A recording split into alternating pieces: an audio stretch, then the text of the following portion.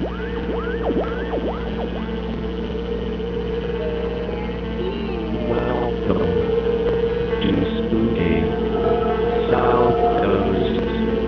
I know the supernatural is something that isn't supposed to happen, but it does happen. AM 1420, WBSM presents Spooky Southcoast with your hosts Tim Weisberg and Matt Costa.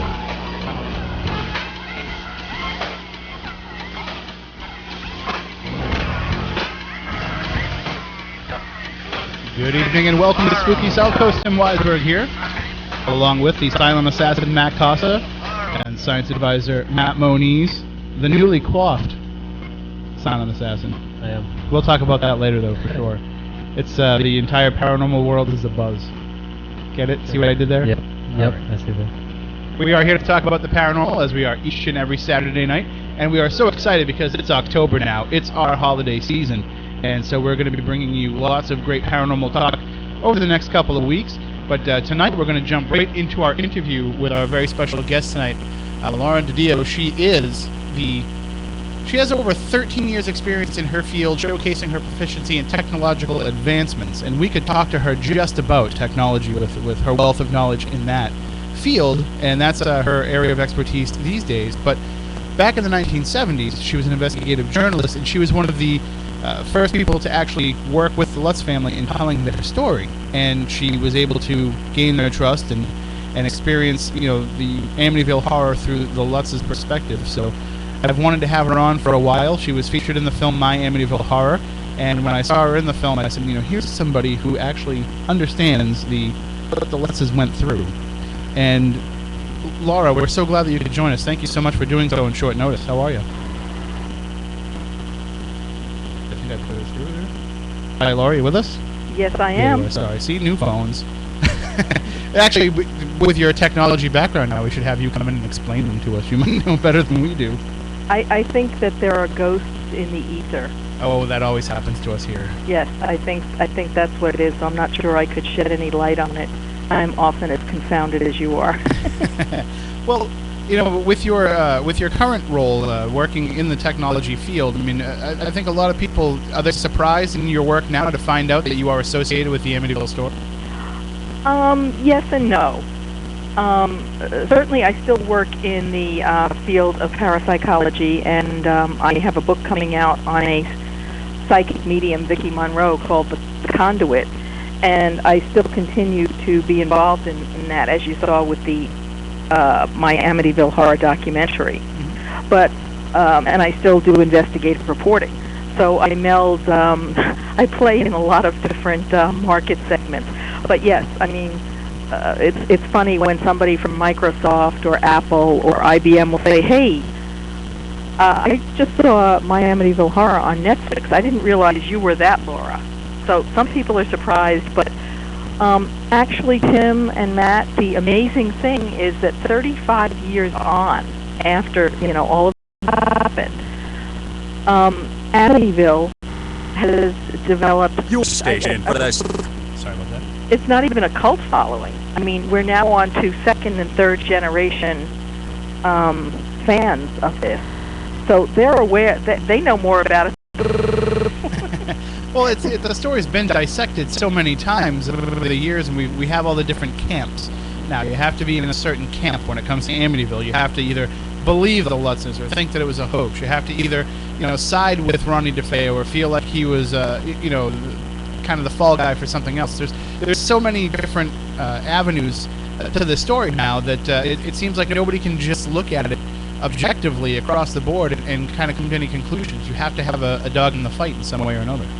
Well, actually, when I started out, I was a news assistant at Channel 5, which is now WNYW, but at the time was WNEW. And I was still a student at Fordham when I started interning there and then working there as a news assistant and then news writer, and that was my first job out of college. But at the time, journalism, of course, was very different from what it is today. Mm-hmm. We didn't have 250 cable channels. You didn't have the internet. You didn't have cell phones. So in that sense, I guess it was more or less limited.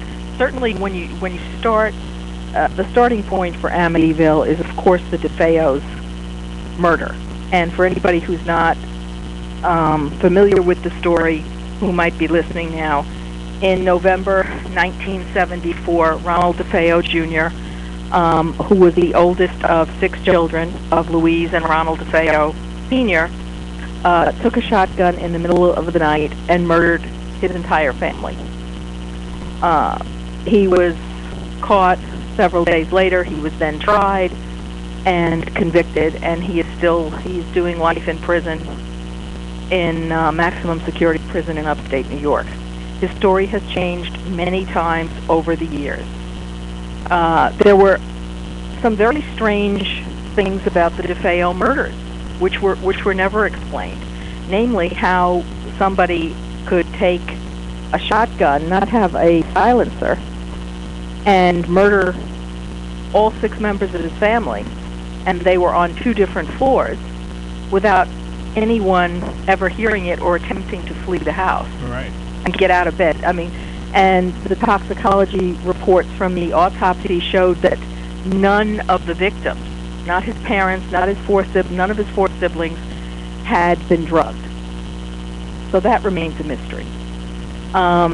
It's also, I guess, less of a mystery, but still puzzling, that none of the neighbors heard anything. Now, this was November. It is New York, but there are houses nearby. So even with windows closed, you would have thought somebody would have heard something. Especially a rifle. Yeah, exactly. It was a 35 caliber, if I'm not mistaken. Yes.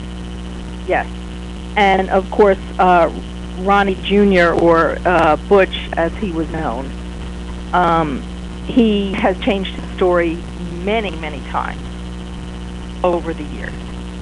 You know, he's hinted that other people, one of his sisters and her boyfriend were involved. He had accomplices. He's variously said the devil made him do it, etc. So, I mean, I think we can say, it was known that he did have a drug problem.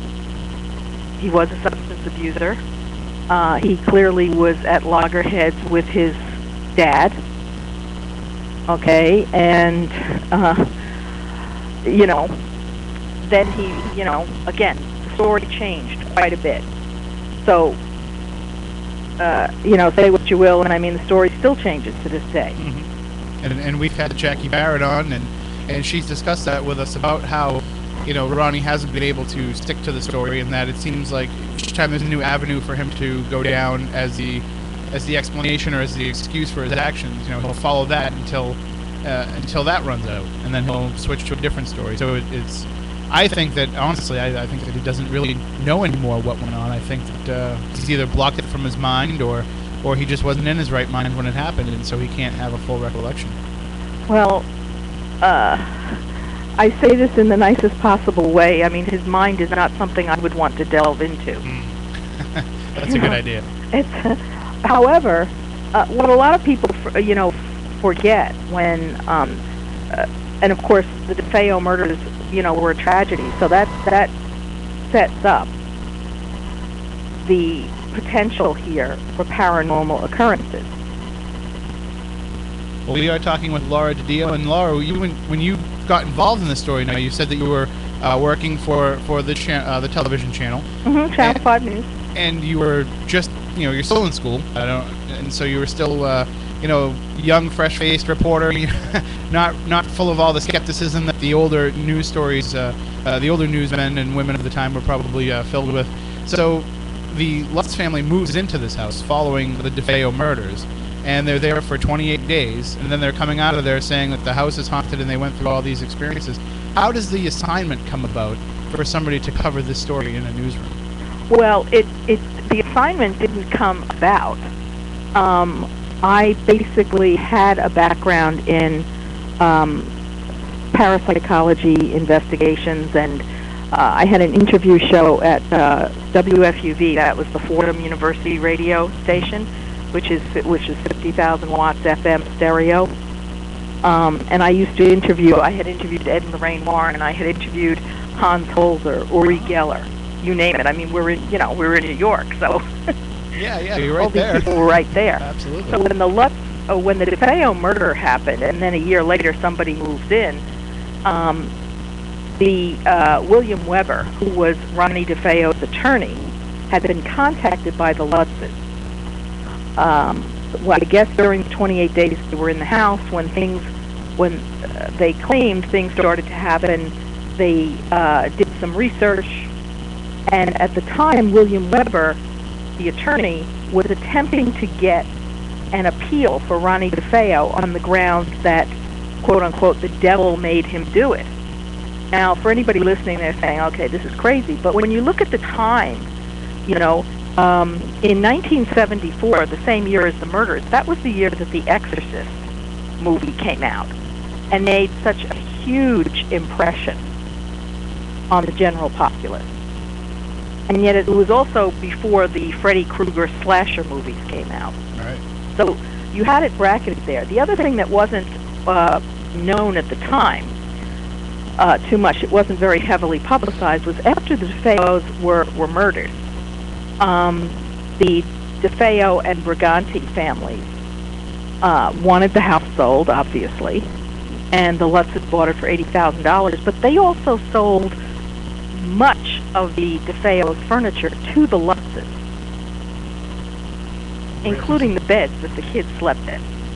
That's a little creepy.